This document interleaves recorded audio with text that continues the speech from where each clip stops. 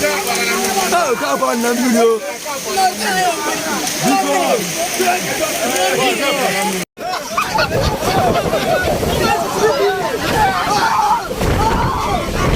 Dash.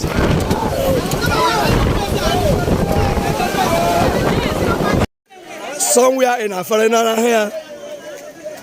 That was in Gabra. The coach told him, somewhere in Afara. The boy you crying. Somewhere in Afara. This is landlord. If I be a man of God, God will stop this rain. Stop this rain. God will stop this rain. Let you cry, lady. How? Somewhere in Afara. More blessing. Hey.